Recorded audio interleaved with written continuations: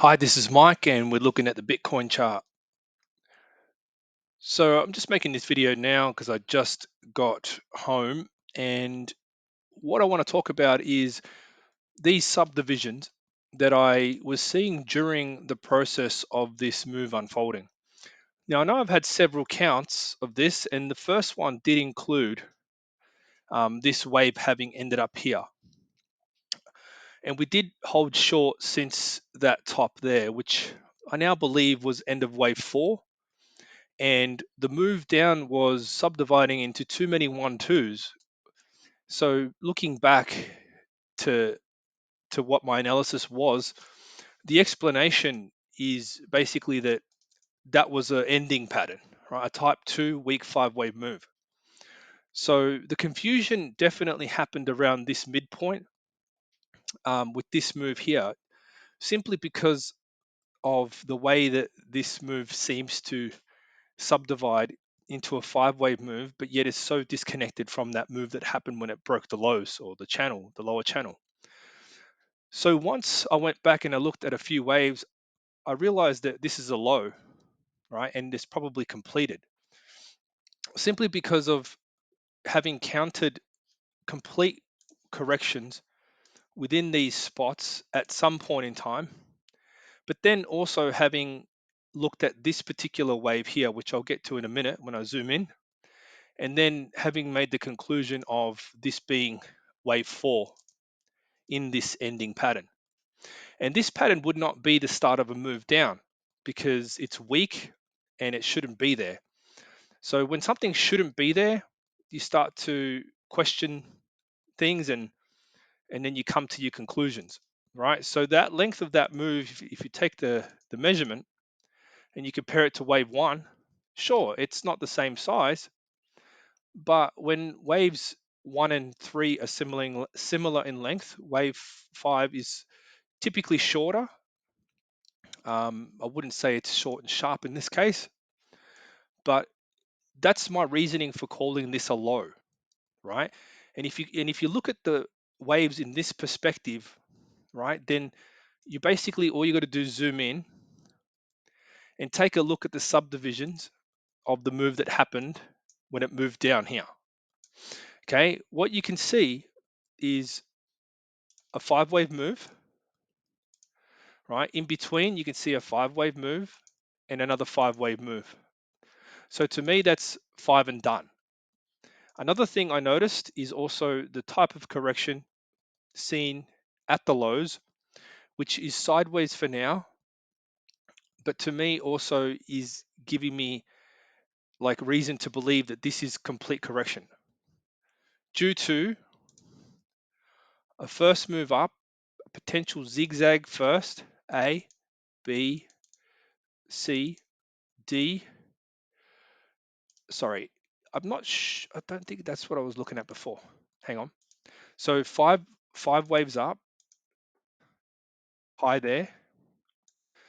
A, B, C, D, and potentially an E, right? So more than likely what we need to see at this point is price actually move up from this area for this to be sort of considered a legit count. And a break above this area here should confirm it. Right? Now, been looking at the waves lately, getting a lot of ideas for other charts, and so I will be posting about those soon. But also the sideways price action at this point in time, it's not really something that's going to happen in the beginning of a wave 3 either. So to me, this could be a bottoming sort of pattern. You could call it a basing pattern, but it's more like just a sideways wave 2, um, which at this point in time is still early stages. So let's just wait for a little bit more confirmation before we start to think ahead. But in saying that, I want to talk a little bit more about the pattern that happened in the middle here, right after this sharp sell-off that broke the lower channel. So something that I can see here is a correction, but also a correction that was also sideways, right? And I suppose this is another example of sideways corrections that can happen far from, the actual first move, leading into what is more than likely, according to this count, a two, a three, four, five that happened really quick, right? Now, of course, that looks strange for a wave three, but it's still longer than one and five. So it's still valid and it's still a weak five wave move. So is there any rules to that? Also, in the middle, the first move up has to be an A wave, and this looks like a five wave move. So I think what happened during the reaction that happened once it broke that channel, the snapback happened with probably the first part of the zigzag looking the sharpest, whilst the second part not as long.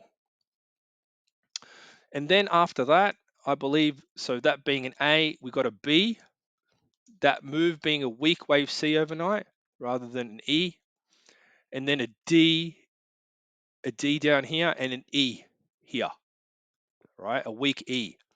So a lot of weak moves, and then you had that five wave move. So that's why I think that this is potentially a bottom, is because you get all that and you weigh it up. Does it make sense? Okay, cool. Then you can understand where the last move started from, and then you make your measurements, and then it all kind of fits together, and you can have the confidence to take that long position, right? And the evidence is weighed up for me to suggest, yeah, sure, I think this is a bottom, right? Because when you look at the entire picture, right, you start to see, okay, well, wave three was definitely the sharpest move. And if this was supposedly wave two, then this sharpness should have continued down if it was going to be anything other than what it appears to be looking like now. So because, up the top we had that DE pattern, which I mentioned before, right? This is an AriasWave thing. It kind of allowed me to sort of say, okay, cool. Well, that makes sense. That could be a five wave move with a weak wave five.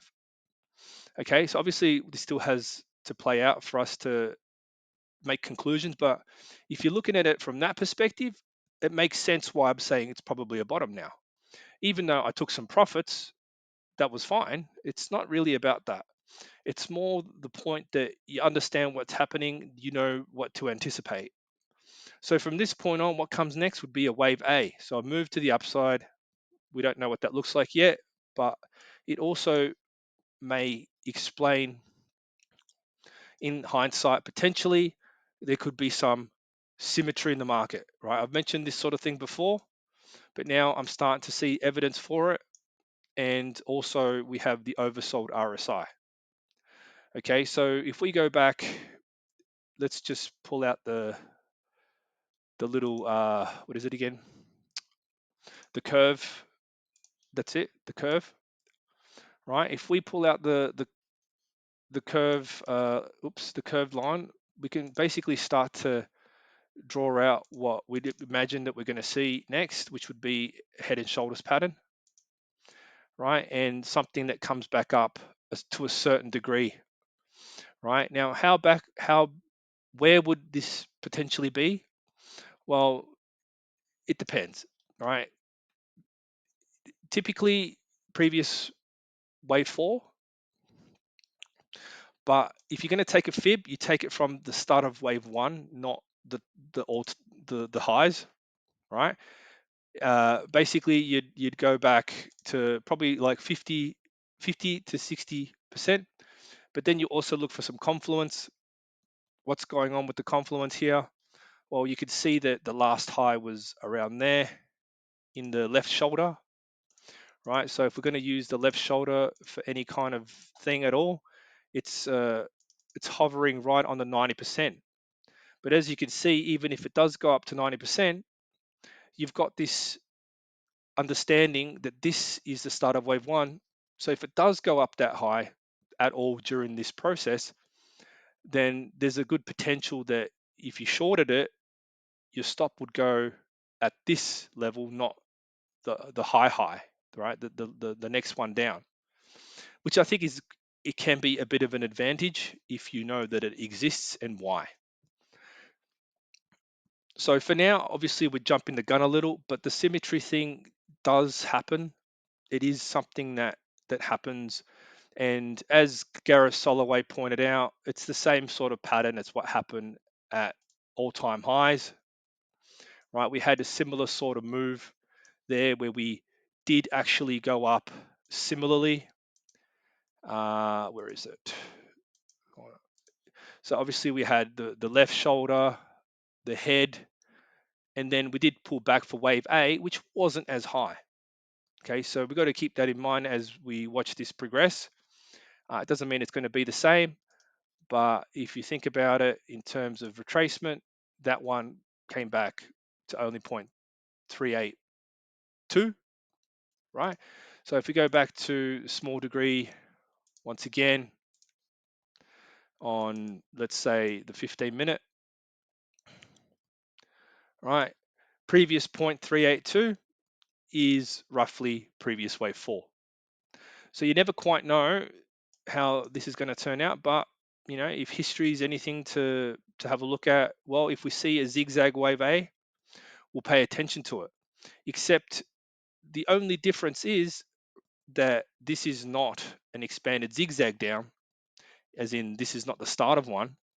So there is a chance that we could see something different going on, and we might see wave A only come back to 0.382, get a B, and then C wave comes back and wipes out anybody who thought that that was the end of the correction, or at least the highest point of the correction.